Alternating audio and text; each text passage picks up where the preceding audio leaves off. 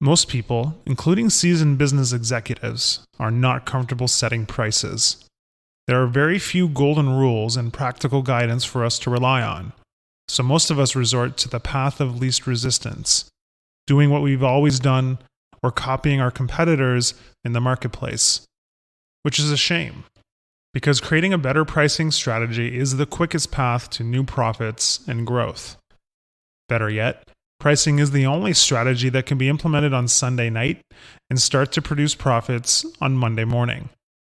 McKinsey & Company did a study of global 1,200 companies around the world and found that if they increased their prices by just 1%, they would increase their operating profits by 11.2%, which is where the name, the 1% Windfall, comes from. Join us for the next 12 minutes as we explore how to create a better pricing strategy so that you too can start benefiting from the world's most powerful profit-making strategy. Why pricing is so important. Yes, pricing is quick to implement and leads to dramatic results. But how does it tie into other goals your company might have, like market share, operating margin targets, and profitable growth? I'm glad you asked. Market share. The traditional thinking around increasing market share is that you decrease prices and thus more people buy more stuff. As we'll explore in the coming sections, playing the game of how low can we go rarely leads to optimal results. Operating margin targets. There are two main drivers of operating margins. The traditional focus is cutting costs and increasing efficiency. Of course, increasing prices is the other side of that coin. We'll explore how to do this profitably. And profitable growth. Growth at all costs is never a good strategy unless you are Amazon or Walmart. If you want to keep profiting while you grow, creating a pricing strategy is critical. Capturing value by thinking like a customer. A great pricing strategy involves setting prices that capture the value you've created with your product, not how much it costs to produce it. For example, street vendors, some of the wisest price ninjas on the planet, increase prices based on the current value their product provides. Is it about to rain? That umbrella just went up in price. Understanding how to create a pricing strategy that works requires you to understand the three primary ways that customers differ. Number one, customers want a pricing plan that works for them. For instance, sometimes they want to lease your product rather than buying it outright. Understanding which plans work for which customers is key. Number two, customers have unique needs. For instance, some of your customers might need small doses of your product, and some of them might need it all at once. Understanding how to create different versions of your product to take advantage of this is important. And number three, different customers value your product differently. Finding ways to charge different customers different prices for the same product is a key element of any strong pricing strategy. One-on-one and multi-customer pricing. One-on-one pricing. You should use one-on-one pricing where you're selling one product to one person. For instance, selling a used car, a house, or a custom service. There are 5 steps here. Number 1, identify your target customers. Number 2, identify the next best alternative available to those people and use its price as a starting point.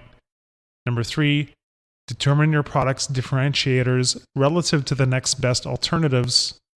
Number 4, calculate your product's value based on that differentiation. And number 5, do a reality check on the price of the next best alternative. For instance, make sure that the price of the next best alternative isn't too high. Multi-customer pricing. You should use a multi-customer pricing strategy when you're selling many units of a product to a variety of customers. Most companies fall into this bucket. There are 4 steps here. Number 1, identify your target customer's next best alternative and reality check its price. Just like in the one-on-one pricing strategy, this is your starting point. Number 2, determine how your product is differentiated. There are many factors to consider here. Your brand, the ease of use of your product, the quality, and the service levels you provide are just a few of the factors. Number 3, create a demand curve based on the idea that different customers will value your product differently. We covered the demand curve in our previous summaries of the strategy and tactics of pricing and the confessions of the pricing man if you need a primer on what that is. Number 4, finally, undertake a profit maximizer analysis to figure out the most profitable price. Basically, you calculate the revenues, costs, and profits at price levels from high to low, and then pick the one that generates the most profit.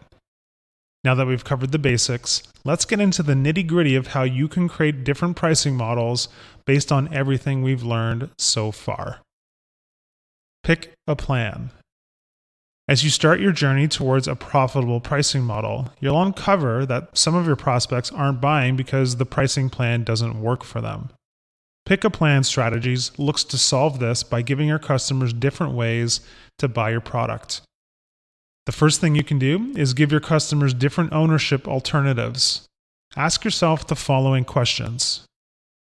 Interval ownership. Can you divide your whole product into smaller ownership units and sell those units individually? Leasing. Can you sell the rights to use your product for a period of time? Rental. Can you sell usage of the product for a shorter period of time? And subscription. Can you offer a rental that allows customers access to your entire suite of products for a period of time, which is usually monthly or annually? The second thing you can do is create pricing tactics that reduce the risk of using your product. Ask yourself the following questions. Success fees. Can you charge a base price and get a bonus when a key success metric for the customer is achieved? Licensing. Can you tie the value your intellectual property creates for your customer to your pricing structure? This is usually relevant in franchising or reseller arrangements. Auctions. Can you establish the value of your product by accepting bids and selling to the highest bidder? Future price options. Can you charge a price to give a customer the right to purchase the product in the future for a price that is set today? The third thing you can do is generate options for customers who are sensitive to changes in price. Ask yourself the following questions. Flat rate. Can you offer a fixed fee for your product rather than a variable rate? Peace of mind guarantee. Can you fix the price of your product for a given period? All you can eat. Can you offer one price for unlimited usage? Two-part high-low pricing. Can you charge an upfront price for access to lower than general variable pricing? Think Costco. Finally, the fourth thing you can do is to address financing constraints that your customers might have, either now or in the future. Ask yourself the following questions.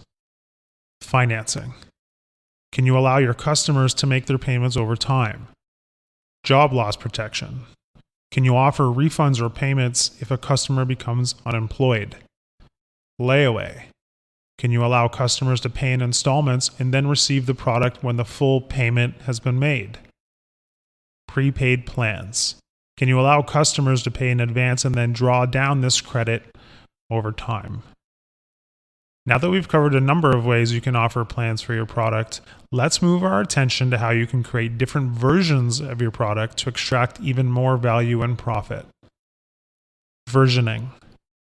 Sometimes all it takes is a few small modifications in your product to unlock new value in the marketplace. This strategy can be used to get current customers to trade up the value chain and also find new customers who have unique needs and who value your product at a lower level. The first thing you can do is add additional features to your product so that you can charge a higher price. Ask yourself the following questions. Higher quality. Can you add elements to your product that increases its overall value? Guaranteed access. Can you give your customers a guarantee that they'll be able to use your product or service even if it's otherwise sold out? Priority access. Can you offer a version of your product or service that allows your customers to avoid waiting? Think of the Fast Pass program at Disney World. Faster product. Many customers value speed and are willing to pay for it.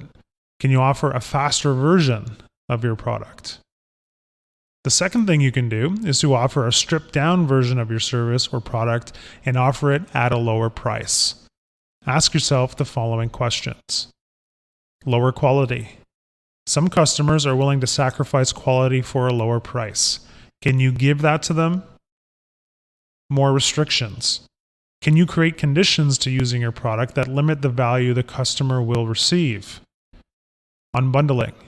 Can you unbundle the features of your product and sell them individually? Off-peak. Can you offer discounts for accessing your product or service at times when it's otherwise not busy? Private label. Can you supply your product under another retailer's name and charge a lower price? Finally, the third thing you can do is add new features to your service that are designed to attract key target customers. Ask yourself the following questions. Package size. Can you offer different sizes for different customer segments? Extended and enhanced warranties. Can you offer an extended or an enhanced warranty? Monthly clubs. Can you offer new things for customers who value novelty and being the first? Bundling. Can you create new features and bundle them together with existing features to make a brand new offering? Platforms. Can you allow your product or service to be used on a different platform? For instance, HBO allows cable companies to offer their service, but also has their own standalone platform. Usage purpose.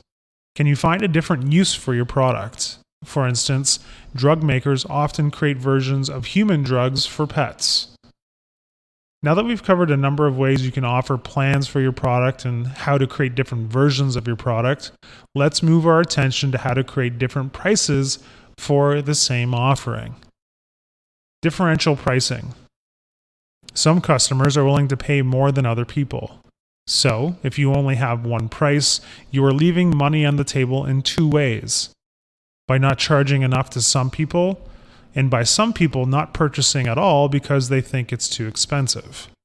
The solution to this problem is differential pricing.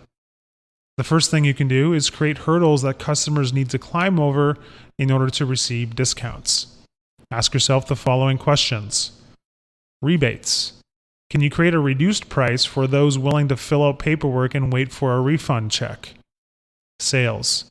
Can you create discounts every so often to entice people who are unwilling to pay the full price? Coupons. Can you create discounts for people who are willing to hunt down and redeem coupons? Price matching. Can you match your competitors' prices? Distribution. Can you offer lower prices at less convenient locations? And sales cycle time. Can you start prices high and lower them over time to attract the people who are willing to wait? The second thing you can do is create different prices based on customer characteristics. Ask yourself the following questions.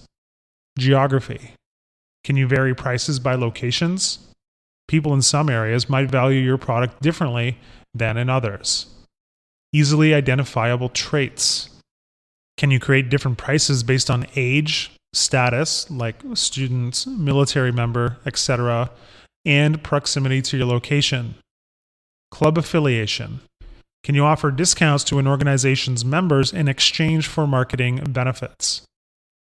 The third thing you can do is look at the purchasing patterns of your customers. Ask yourself the following questions. Quantity. Can you offer a lower per unit price based on bulk purchases? Mixed bundling. Can you create discounts for people who purchase bundles of your products? Next best alternatives.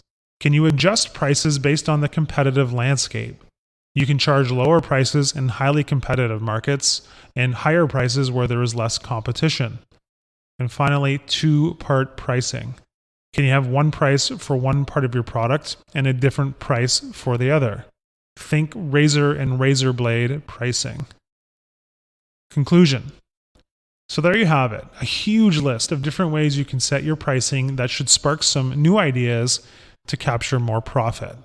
And remember, pricing is the only marketing tool you have at your disposal that you can dream of on Sunday night and implement on Monday morning. That's instant profits, my friends. Hi, I'm Rhonda. and this is an exclusive audiobook video recorded for the Audiobook Master Channel. Enjoy your audiobook and have fun learning. Don't forget to subscribe and hit the notification button so you'll get updated on our next upload. If you liked the video, give us a thumbs up and say your thoughts about the book we just covered. Do you want to listen to a summary or review of a book that we haven't covered in the past? Say it in the comments below or send us a message. Don't forget to check our other uploads. Enjoy listening!